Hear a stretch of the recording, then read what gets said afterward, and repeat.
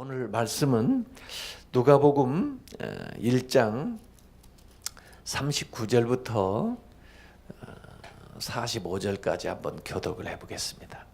누가복음 1장 39절부터 45절 말씀. 이때 마리아가 일어나 빨리 산골로 가서 유대 한 동네에 이르러 자가의 집에 들어가 엘리사벳이 마리아가 문안함을 들으매 아이가 복중에서 뛰노는지라 엘리사벳이 성령의 충만함을 받아 큰 소리로 불러 이르되 여자 중에 내가 복이 있으며 너의 태중의 아이도 복이 있도다. 내 주의 어머니가 내게 나오니 이 어찌된 일인가. 보라, 내 문안하는 소리가 내 귀에 들릴 때 아이가 내 복중에서 기쁨으로 뛰놀았도다. 같이 읽겠습니다. 주께서 하신 말씀이 반드시 이루어지리라고 믿은 그 여자에게 복이 있도다. 아멘. 이 누가복음은 이 세례 요한의 탄생에 대한 이야기부터 시작합니다. 그러면서 예수님의 탄생에 대한 이야기가 이렇게 나와요. 왜냐하면 구약에 예언을 했거든요. 메시아가 오기 전에 엘리야가 먼저 와서 이제 메시아에 오는 것을 준비한다 그랬거든요. 그래서 이 세례 요한이 엘리야처럼 먼저 와서 예수님이 오시는 길을 이제 준비하고, 이렇게 해서 이 세례 요한하고 예수님하고 6개월 간격으로 태어나는데, 그 태어나는 그 임신하는 모습, 또 그 자랄 때, 이 태어나서 이제 어릴 때 자라는 모습을 번갈아 가면서 이렇게 보도를 하고 있어요. 그래서 세례 요한은 예수님 앞에 와가지고 예수님을 준비한 사람인데, 그 세례 요한과 예수님에 대한 이야기뿐 아니라 그들의 어머니의 이야기도 여기에 나와요. 그래서 세례 요한의 어머니는 엘리사벳, 이제 예수님의 어머니는 마리아 해서 그분들이 아이를 갖게 되는 이야기, 또 두 분이 만나는 이야기. 그래서 두 분이 만날 때 그 두 분 안에 있던 그 엘리사벳 배 안에 있는 세례 요한과 이제 막 말씀으로 이제 잉태하게 되는 마리아 안에 있는 예수님이 복중에서 또 이렇게 만나는 거죠. 근데 서로 알아보는 거예요. 복중에서. 왜? 뛰놀았다고 그랬거든요. 엘리사벳 배 안에 있는 그 세례 요한 이제 그 6개월 됐는데 뛰어놀았다 그랬어요. 그래가지고 알아보는 거죠, 서로. 그런 아주 신비스러운 기사가 여기에 적혀 있습니다. 저는요, 제가 군인 목사를 했거든요. 군목.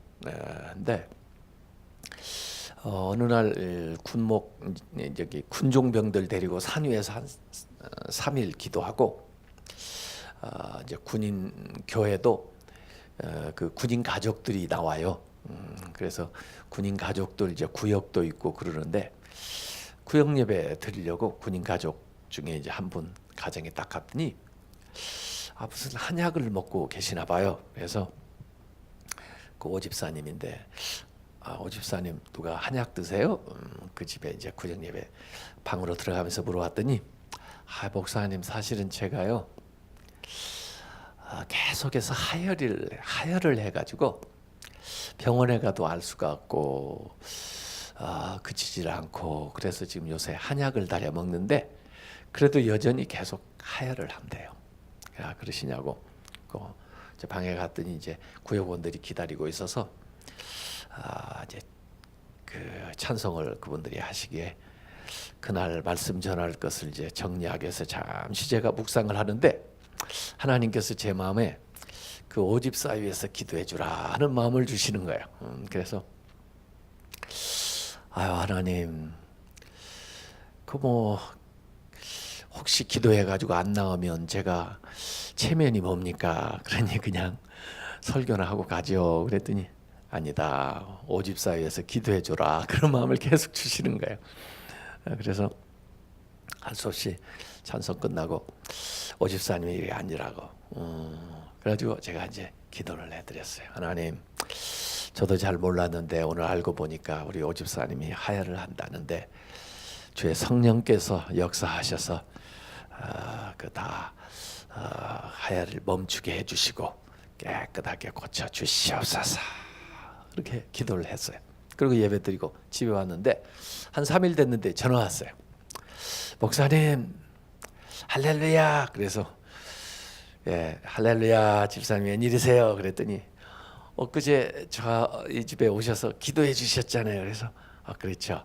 그랬더니 그런데 목사님, 그날 목사님 이렇게 손을 얹고 기도할 때 뜨거운 불이 자기 몸 안에 싹 들어왔대요.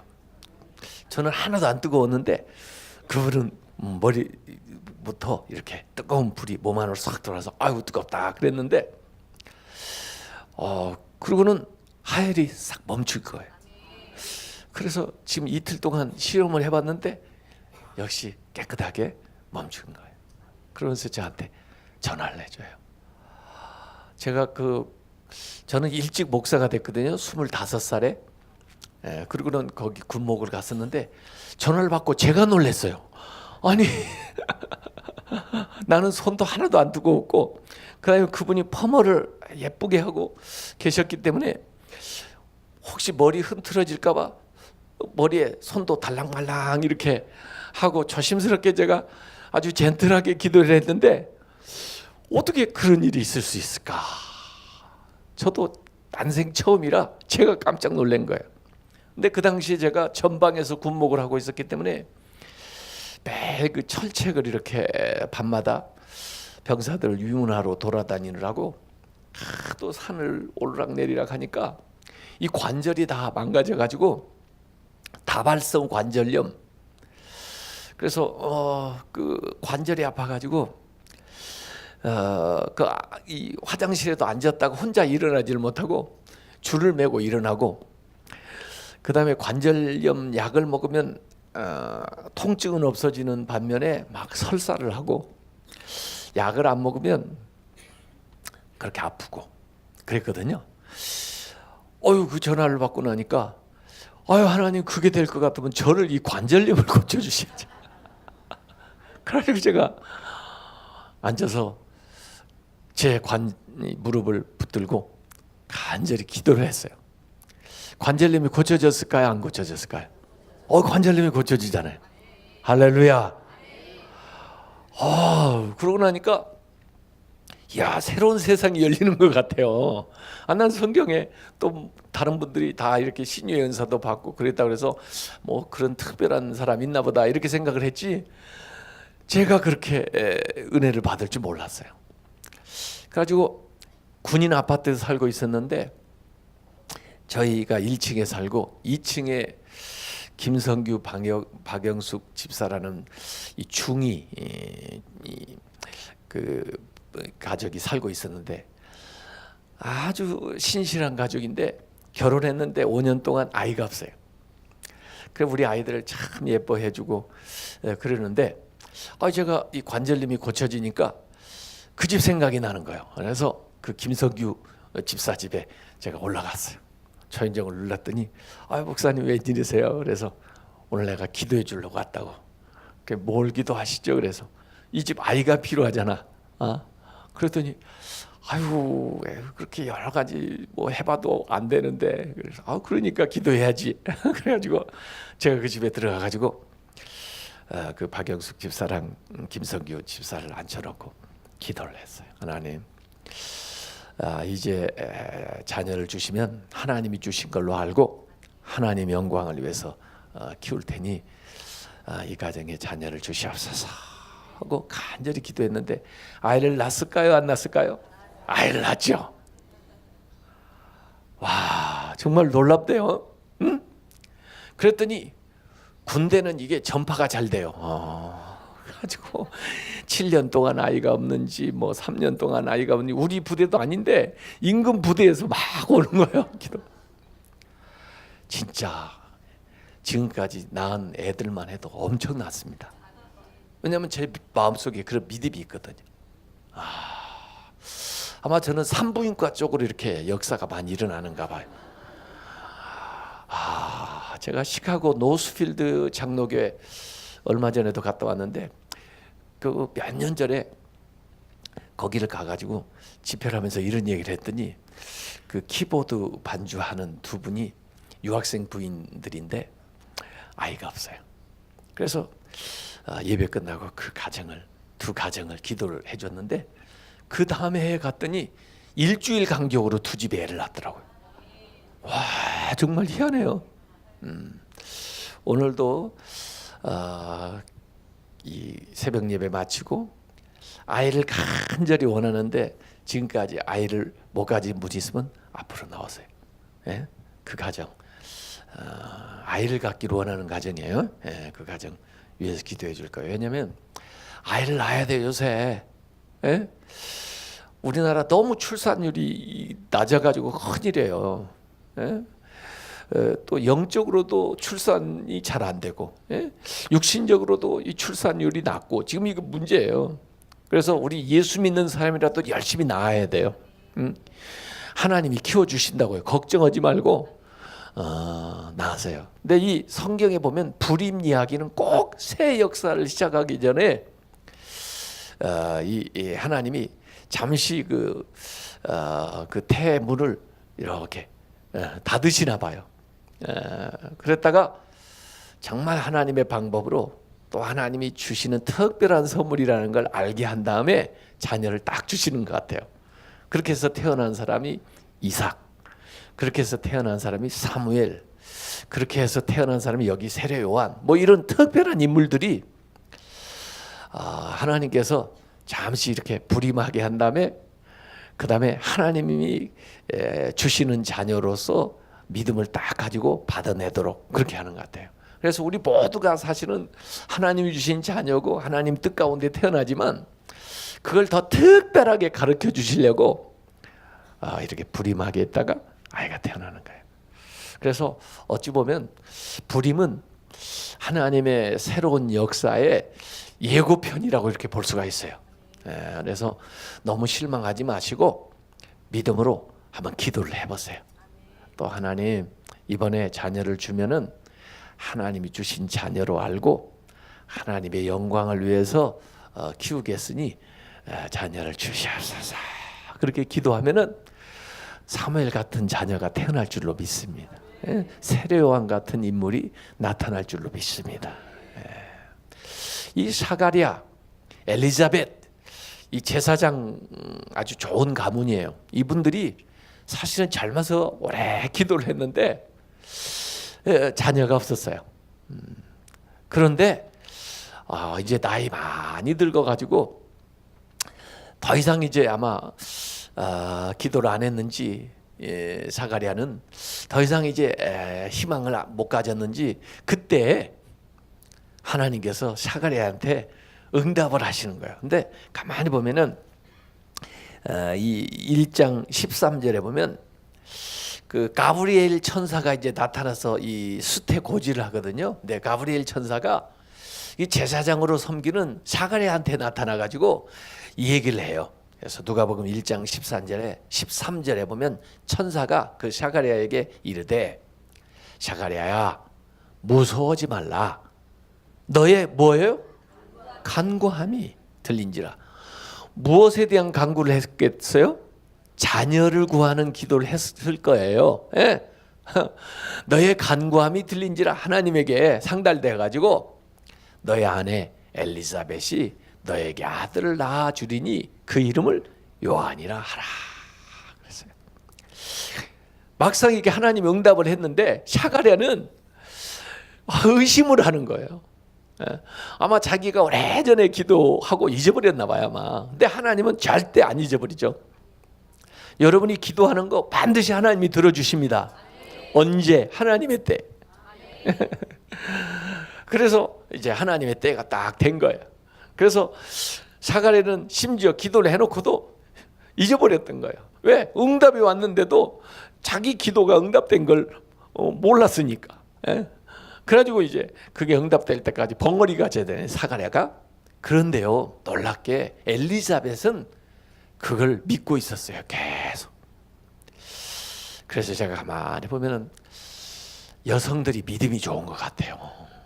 네. 저도 가만히 보면 저보다 제 아내가 믿음이 더 좋은 것 같아요. 우리 교회 장로님들도 가만히 보면 장로님들보다 권사님들 그 부인들이 믿음이 다 좋으세요. 그래서 그 권사님의 믿음이 장로님을 만든 거예요.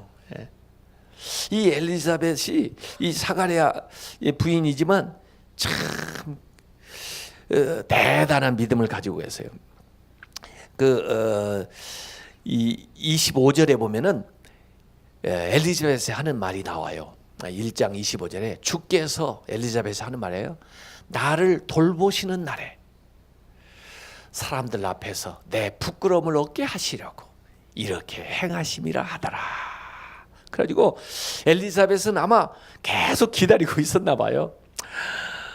그리고는 자기가 아이를 낳지 못하는 것에 대한 간절한 마음을 가지고 아마 하나님 앞에 기도를 했었나 봐요. 그래서 하나님이 사람들 앞에 내 부끄러움을 없이 하는 이 날에 이같이 나를 돌보셔서 행하셨다는 그런 고백을 엘리자벳이 하게 되는 거예요. 자, 이렇게 해서 6개월이 지납니다. 이제 엘리사벳은 아이를 이제 가져가지고 임신 6개월쯤 되는데 여기 이제 26절에 보면 여섯째 달에 하고 나오는 거예요. 여섯째 달에. 누가 기준이 된 거예요 지금? 세례 요한 임신한 것이 기준이 돼서 여섯째 날에, 여섯째 달에 천사 가브리엘이 세례 요한 탄생을 가르쳐줬던 그 가브리엘 천사가 하나님의 보내심을 받아 이번에는 갈릴리 나사렛이라는 동네에 가서 누구를 방문할까요? 마리아를 방문하는 겁니다. 그래가지고 이 마리아한테 수태고지를 하는 거예요. 근데 이 마리아는요, 사실 요셉하고 정혼은 했지만은 아직 그 부부 관계를 하지 않았기 때문에 전혀 얘기치도 못하고 전혀 기도한 적도 없고 그런데 천사가 와가지고 수태고지를 하는 거예요. 얼마나 놀랐을까요? 아니 혹시 주소를 잘못 찾으신 거 아니에요? 천사님 아마 그랬을지 몰라요. 그런데 얘기를 하는 거예요. 그래서 은혜를 받았다. 그리고 너에게 잉태된 것은 성령을 통해서 잉태됐다는 얘기를 하는 거예요. 그래서 참 두려우면서 그걸 좀 믿지 못할 때 이 엘리자벳 얘기를 해주는 거예요. 엘리자벳도 나이 많아서 아이를 못 간다고 그러는데 아이를 가져가지고 이미 6달이 됐다는 얘기를 해주는 거예요. 그래도 나이 많더라도 엘리자벳은 남편이 있고 또 더구나 오랫동안 기도했으니까 뭐 응답된 게 당연하지만 자기는 기도한 적도 없고 사실상 지금 남편도 아직 결혼을 안 했으니까 이런 상태인데 어떻게 이런 일이 있을 수 있습니까? 그랬더니 결국에는 하나님의 말씀 능치 못함이 없느니라 그 말씀. 그래서 그 말씀 아멘 하고 이제 받아들인 거예요. 그러자 말이에요. 이 마리아가 이 놀라운 또 이 당황스러운 이 사실을 누구하고 나누겠어요? 자기 어머니하고? 또 요셉하고? 과연 요셉이 내가 이 얘기하면 믿어줄까? 아직 우리 어머니한테 이 얘기하면 우리 어머니가 이걸 이해해 줄까? 아마 자신이 없었던 거예요. 그래서 누구를 찾아가요? 엘리자벳을 찾아가는 겁니다. 이 마리아가 엘리자벳을 찾아가는 얘기가 오늘 나오는 거예요. 이 나사렛에서 엘리자벳이 살고 있는 엘리자벳 사가랴는 제사장이니까 이 예루살렘 성전에서 섬기는 사람인데 이 예루살렘에서 한 7km, 8km 떨어진 엔케림이라는 곳이 있어요.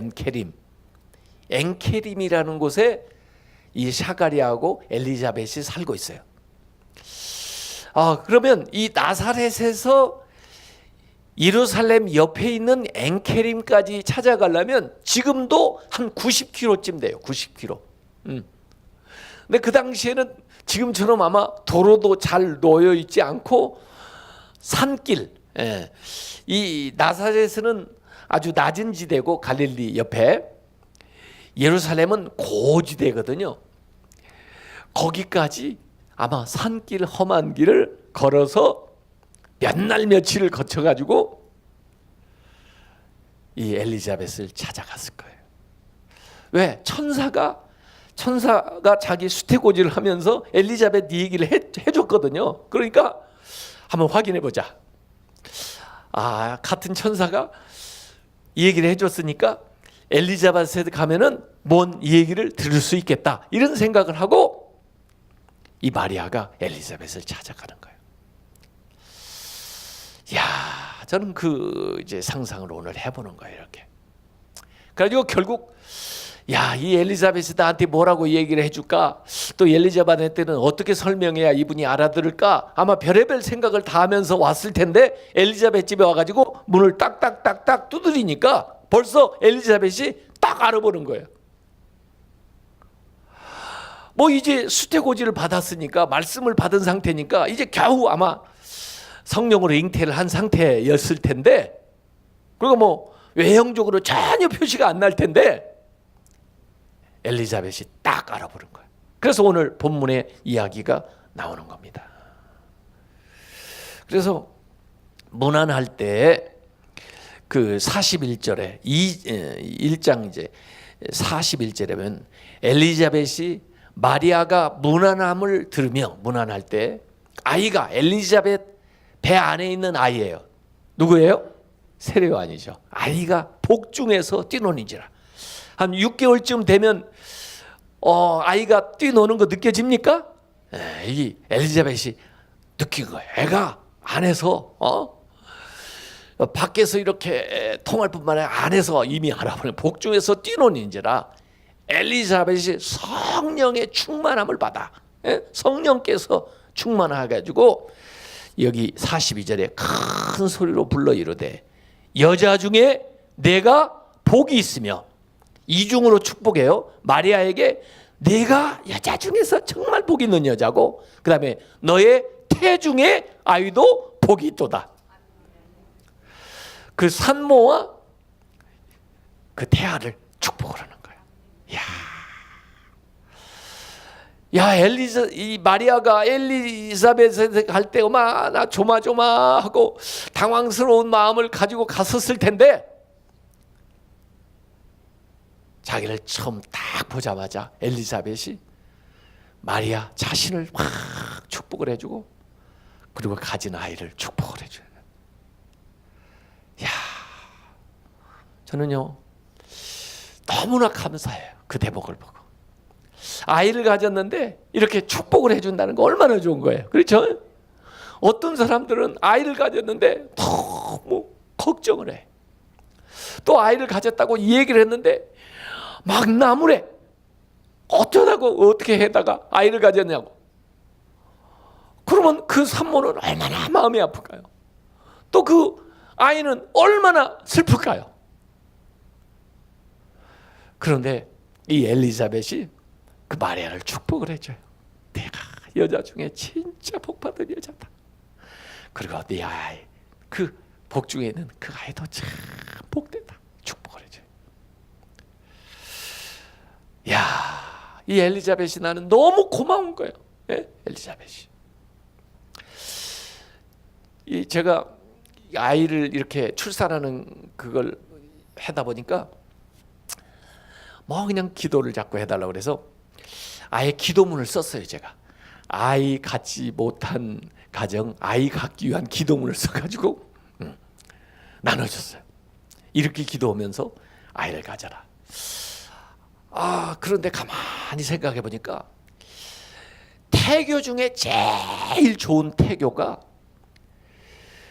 이 태아로 있을 때 축복 기도를 해주는 게 가장 좋은 태교더라고 보니까. 그래서 아예 제가 자녀 축복 기도문이라는 책을 썼어요. 그래서 아이 이 태중에 있을 때 평생에 필요한 기도를 다 해줘 버리라. 아이들은요, 자녀들은, 여러분의 자녀들은 여러분이 기도한 기도로 레일을 이렇게 깔아놓으면 그 레일 위로 아이들이 달리는 거예요. 이게. 제가 우리 아이들을 두 아이를 키우면서 깨달은 것은 내가 새벽 기도하고 집에 돌아와 가지고 아직도 자고 있는 아이들을 이렇게 매일 새벽 기도 돌아와 가지고 기도해 주고 왔는데, 기도를 해 줬는데 이 아이들이 잠결에 그 기도를 들어요. 예수님의 이름으로 기도합니다. 그러면 잠결에도 아멘 하고 자요. 응? 뭐 추운 겨울에도 이렇게 교회 갔다 오면 이렇게 좀 차가우니까 이렇게 손을 얹고 기도하면 애가 좀 춥겠죠. 에? 그래도 그 기도를 듣고 있다가 예수님의 이름으로 기도합니다. 그러면 잠결에 아멘 하고. 그런데요, 제가 보니까 그 기도를 하나님도 응답하지만 애들도 응답하면서 살더라고요. 왜? 기도대로 살아요. 그래서 우리가 하는 기도는 예언이다. 아이들이 앞으로 살 것에 대해서 기도로 미리 예언을 해놓는 거고, 그 예언대로 애들이 응답하면서 산다니까요.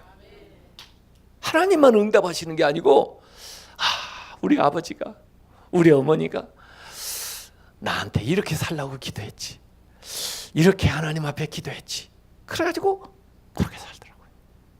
그래서 나는 애들 이 태안에 있을 때 애들이 태어나면 막 돌아다니니까 그 따라다니면서 기도하기 힘들잖아요. 그러니까 이 안에 있을 때 아예 평생 필요한 기도를 다 해줘 버려라. 그러면 애들이 그 기도로 대해서 한다는 거예요. 이야, 이 마리아가 3개월 동안 엘리자벳하고 거기 같이 있습니다. 같이 3개월 동안 지내는 거예요. 엘리자벳이 임신 몇 개월 때 만났다고요? 6개월. 3개월 있으면 임신 몇 개월까지? 9개월까지. 이 연세 드신 분이 노산이잖아요 지금. 예? 얼마나 몸이 힘들겠어요. 그렇죠? 예? 그 기간에 이 젊은 마리아가 돌봐드리는 거예요. 돌봐드리는 거예요. 3개월 동안. 아마 출산할 때까지 돌봐드리는 거예요. 또 이 연세 지긋한 이 엘리자벳은 이제 처음으로 정말 뭣도 모르는데 아이를 가진 마리아를 지도를 해주는 거예요. 특별히 신앙적으로 지도를 해주는 거예요. 그래서 임신 초기에 마리아는 엘리자벳의 지도를 받으면서 이제 아이 가지고 3개월 되는 거죠. 그동안 엘리자벳에게 말씀도 배우고 몸가짐, 마음가짐, 신앙적인 가짐을 이렇게 배우는 거예요. 그래서 두 사람이 서로 3개월을 보내면서 도움을 주고받은 거예요. 그걸 제가 오늘 영적 친교다. 이번에 7번의 설교를 제가 뭐라고 주제를 정할까? 작년에는 제가 와서 예수님의 제자에 대한 이야기를 했었는데요. 우리 오영택 목사님이 저를 자꾸 불러주셔가지고 참나 저는 오영택 목사님을 너무 좋아하고 존경하기 때문에 순종을 하고 오기는 오는데 할 설교가 다 떨어져가지고요. 이번에 뭘 할까 하다가 우리 신앙 안에서 이 영적 친교가 중요한데, 특별히 교회를 이렇게 이루고 우리가 살아가면서요, 대개 요새 사람들이요 자기 홀로 신앙생활하는 사람 많아요. 나 홀로. 그래가지고 요새 나 홀로 가족도 많잖아요. 예? 혼밥이라는 거 아세요? 혼밥? 혼자 밥 먹는 거. 혼공이라는 거 아세요? 혼자 공부하는 거. 예? 그래가지고 주거 형태도 이제 음식도 혼자 할 수 있는 것으로 자꾸 바뀌어요, 세상에. 그러다 보니까 신앙생활도 혼자 해. 그래가지고 그냥 하나님과 나와의만 관계만 생각을 하지 다른 사람과의 관계는 별로 중요시를 안 해. 그래가지고 설교도 꼭 왜 내가 교회만 가야 되나? 그래가지고 인터넷으로 텔레비전으로 이렇게 해가지고 뭐 오영택 목사님 설교 잘 하시는데 그냥 설교만 듣지. 그래가지고 방송에 나오는 거 이렇게 설교 듣고 그다음에 헌금은 온라인으로 보내고 온라인으로 헌금 많이 보내요. 우리 교회도 온라인으로 헌금을 하거든요. 근데 좀 문제가 뭐냐면 이 성찬식이거든요. 그래서 성찬식을 할 때는 이제 텔레비전 보는 사람들에게 인터넷으로 보는 사람에게 다음 주에는요 성찬식을 하겠습니다. 그러니 집집마다 떡하고 포도주를 준비해 놓으세요. 다음 주에 제가 할 테니까. 그래가지고 이제 그 주일에는 자 떡을 드세요. 그래서 주님의 몸입니다. 주님께서 십자가에서 우리에게 찢기신 몸을 기념한 이 떡을 먹고 영생을 얻으시기 바랍니다. 쏙. 자 이제 잔을 드세요. 포도주입니다. 주님께서 씻기신 피를 기념해서. 그러지 않으면은 택배로 보내주는 거예요. 택배로 미리 보내줘가지고 그 다음에 신앙생활이 하나님과의 관계로 끝나는 게 아니에요. 우리가 believing, 믿는다는 것은 belonging, 서로 속해야 되는 거예요. 서로 소속감을 가져야 되는 거예요. 우리가 더불어서 교회를 이루어야 돼요. 교회에 주신 사명이 있거든요. 예? 서로 교제하고 또 서로 섬기고 또 서로 선교하고, 예? 교회에 주신 사명을 더불어 함께 감당을 해야 되는데 혼자 신앙생활을 하면 그게 무슨 신앙생활이에요? 그래서 교회 안에서 영적인 펠로십이 진행이 돼야 되는데 이 엘리사벳 같은 역할을 하는 사람이 필요해요. 신앙적인 연륜도 있고 인생의 경험을 통해서 뭔가 젊은 사람들, 이제 온 사람들을 이끌어줘야 돼요. 여러분에게 엘리자벳 같은 사람이 있었죠? 예? 저한테도 엘리자벳 같은 분이 있었어요. 제가 중3부터 교회 나가기 시작했는데 그때 장로님, 또 그때 만났던 우리 선생님, 또 그때 우리 담임 목사님, 제가 신학교 갔을 때 우리 선배님, 제가 처음 목회하러 갔을 때 그때 지긋한 권사님, 이런 분들이 전부 엘리자벳 같은 역할을 해주셨어요. 그래서 저한테 깨달음도 주시고 또 내가 뭘 해야 될지 알지 못할 때 해야 될 걸 가르쳐 주시고 또 어떤 때는 두렵고 당황스러울 때 그때 마음에 확신을 주시고 위에서 기도를 해주시고 위로를 해주시고 격려를 해주시고, 예? 복을 빌어주시고 엘리자벳 같은 분이 있었기 때문에 내 믿음이 자라고 뿌리를 내릴 수 있었단 말이죠. 이 엘리자벳이 마리아에게 그 당황스럽고 이랬던 마리아에게 확신을 주는 거예요. 확신을 얻게 되는 거예요. 이게 두려운 일이 아니구나. 하나님이 주신 복이구나. 예? 네가 정말 만세 모든 여인들이, 예? 너한테 복 있는 여인이라고 할 것이다. 그리고 확신을 주는 거예요. 이 확신을 얻고 나니까 마리아의 찬가가 나오는 거예요. 그래서 바로 오늘 읽은 본문 다음에 이 찬가가 나오는 거예요. 마리아가 46절에 보면 마리아가 이르되 내 영혼이 주를 찬양하며 내 마음이 하나님 내 구주를 기뻐하였으면 그의 요종의 비참함을 돌보셨습니다. 보라 이제 후로는 만세 나를 복이 있다 일컬으리로다. 누가 복이 있다고 얘기해 줬는데 엘리자벳이 복이 있다고 얘기를 하니까 그 말씀이 받아들여진 거예요.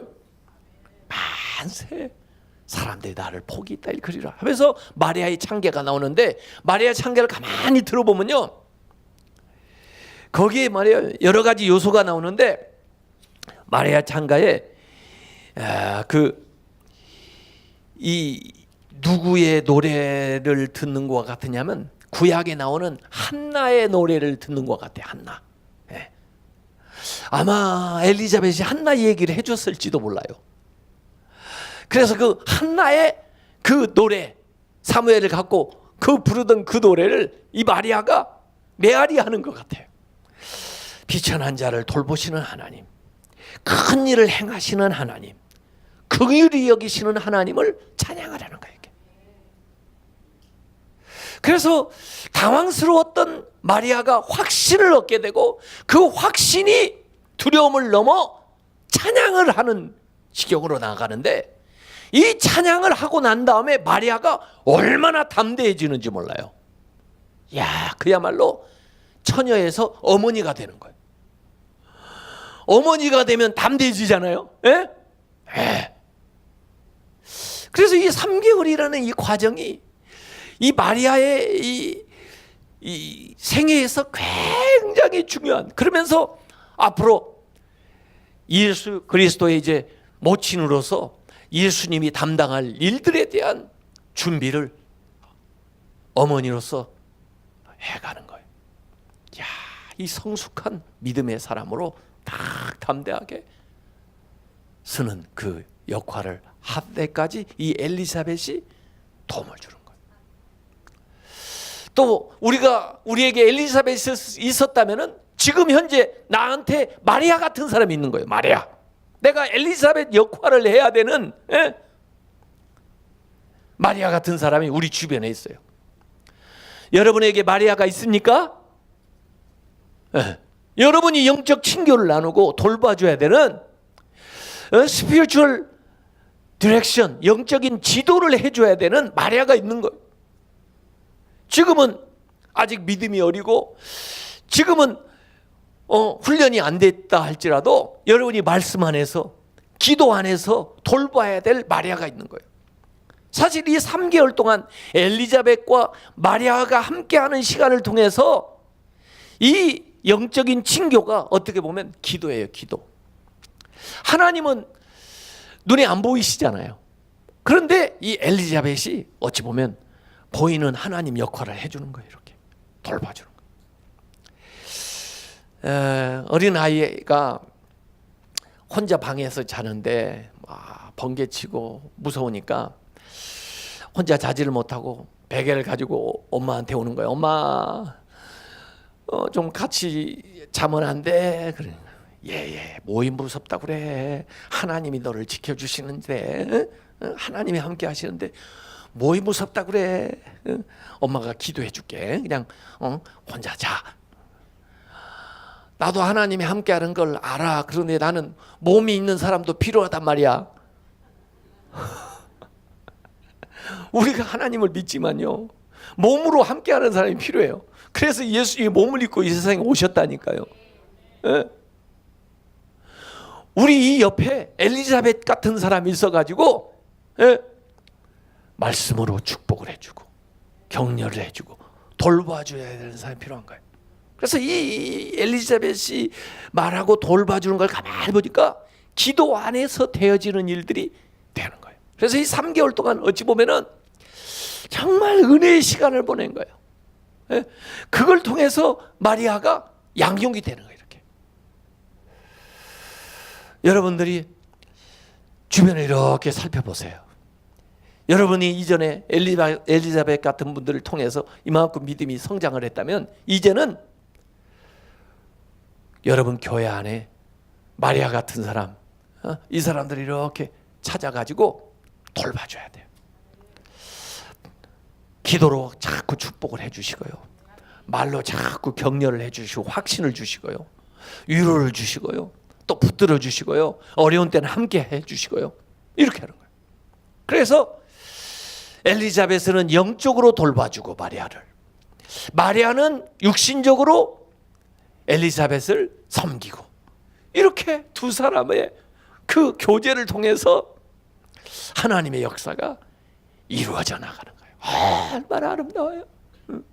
성경에 그런 관계들이 많아요. 모세와 여호수아 갈렙 그런 관계가 그런 것들이죠. 또 다윗과 요나단의 그런 관계가 그런 모습이죠. 또 나오미하고 롯, 제가 롯에 대한 얘기를 할 건데, 그 나오미하고 그 관계도 엘리자벳과 마리아와 같은 그런 관계성 속에서 하나님의 역사를 이루어 나가는 겁니다. 그래가지고 여기 이제 자녀들이 태어나는 이야기가 나와요. 이 엘리자벳하고 마리아하고는요 굉장히 차이가 많이 나요. 엘리자벳은 제사장 아내니까 신분이 좀 높은 분이고 연세도 좀 있으시고 인생 경륜도 많고, 이분들은 그렇게 원하다가 노년의 아이를 원하는 아이를 얻게 되는 거고, 이 마리아는 저 시골에 살고 남편은 목수고 어리고 사실은 아이를 아직 구해본 적도 없는데 아이가 생겼고 모든 게 달라요. 그런데 하나님의 말씀 안에서 이렇게 서로 소통하고 교제하면서 서로 필요한 것을 해주게 되는 거예요. 그러면서 하나님의 뜻을 이루어 나가요. 여기 이제 자녀들이 태어나는 것도 나오는데요. 야, 나는 이 유년 시절이 이게 나오는 게 참 너무 멋있어요. 여기 그 요한, 세례 요한이 태어나 가지고 그분의 그 어린 시절 이야기가 1장 80절에 나오더라고요. 1장 80절에. 왜냐하면 우리 자녀들이 말이에요, 이런 자녀가 됐으면 참 좋겠어요. 그래서 아이들 뭐 돌이 됐다든지 뭐 이럴 때 제가 꼭 이 말씀을 가서 읽고 기도를 해주는데요. 여기 이제 세례 요한의 유년시 1장 80절에 아이가 자라는 거예요.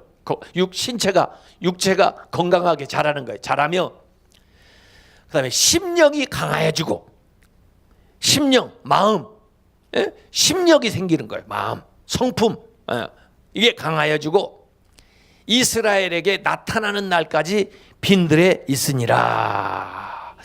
야, 이 세례 요한은 말이에요, 제사장의 아들이니까 사실 예루살렘에서 제사장 그 성전에서 섬겨야 되는 사람인데, 이 사람은 제사장의 아들인데도 선지자로 그 야인처럼 광야에 있으면서 사명을 감당하는 그런 모습이 여기에 나와요. 그런가 하면 예수님의 유년 시절이 2장에 나와요. 예수님의 유년실은 2장 40절에 나오거든요. 2장 40절에 우선 예수님의 유년 시절이 2번 나오는데요. 2장 40절에 아이가 자라며, 아까 비슷하잖아요. 세례 요한하고 비슷하잖아요. 아이가 자라며 신체적으로 자라면서 강해지고, 아까 세례 요한은 심령이 강해졌다. 예수님도 강해지며 마음이 강해지는 거죠. 지혜가 충만하며, 하나님이 주신 지혜가 충만하며 하나님의 은혜가 그 위에 있더라. 그리고 예수님에 대한 또 한 번 기사가 2장 52절에 나와요. 예수님의 유년 시절 2장 52절에 예수는 그 지혜와 키가 자라가며 하나님한테뿐만 아니라 사람들에게 더욱 사랑스러워 가시더라. 그럼 우리 자녀들을 위해서 기도할 때 이 세 말씀 1장 80절하고 2장 40절 52절 이 말씀을 가지고 기도하면 좋은데, 저는 여기에서 4가지를 딱 끌어냈어요. 4가지. 이 4가지 초점을 아래 3가지를 놓아가지고 삼각형을 그리고요, 그 다음 위에다가 초점을 하나 더 두어가지고 연결시키면 삼각뿔이 돼요. 삼각뿔.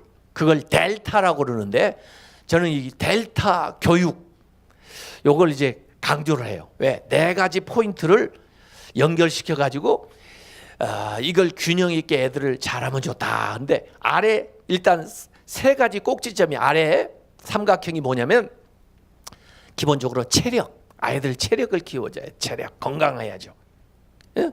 예수님도 세례 요한도 신체가 잘 건강하게 골고루 잘 발달할 수 있도록 체력, 이 체력만 있으면 안 되고 거기에다가 이 지력이 있어야 돼. 지력에는 지혜로워졌다 그 말이죠. 지력, 그걸 실력이라고 해도 돼요. 실력. 그래서 아이가 지혜롭게, 또 공부도 집중력도 있고 또 열심히 잘해서 잘할 수 있도록 요새 뭐 실력이라는 거 꼭 공부만 잘하는 게 실력이 아니에요. 자기가 뭔가 잘할 수 있는 어떤 분야, 이런 것들을 예능 하는 사람은 뭐 악기 연주를 잘하든지 또 무슨 뭐 기술이 있든지 뭐 이런 것도 다 실력이거든요. 실력이 있어야 되겠어요, 우리 아이들이. 체력, 실력, 지력이라고 얘기할 수 있는 거. 그 다음에 심력. 심력이라는 게 마음의 힘이에요. 마음의 힘. 이 심력이라는 건 성품에서 나와요. 성품, 좋은 성품. 그래야 사람들에게 칭찬을 받는 거예요. 마음이 강해지는 거, 이게 심력이에요. 사실 체력도 중요하지만 심력이 더 중요한 게, 몸이 좀 불편하더라도 마음이, 심력이, 성품이 좋으면요, 그 육체에 부족한 것을 극복을 할 수가 있어요. 왜? 상위에 있는 거기 때문에. 이 심력이 상위에 있는 거기 때문에. 그래서 세 가지, 우선 체력, 실력, 심력, 이 세 가지가 있어야 되고, 이건 세상 사람들이 다 얘기하는 거예요. 그 위에 꼭지점으로 있어야 되는 게 영역이에요. 영역. 하나님께 사랑스러워지는 거, 또 성령 충만한 거, 이게 영역이에요. 영역. 아까 체력이 좀 부족해도 심력이 있으면 이길 수 있다고 그랬어요. 극복할 수 있다고 그랬어요. 영역은 더 위에 있기 때문에 우리의 부족한 것들을 다 보충하고도 나머지가 있어요.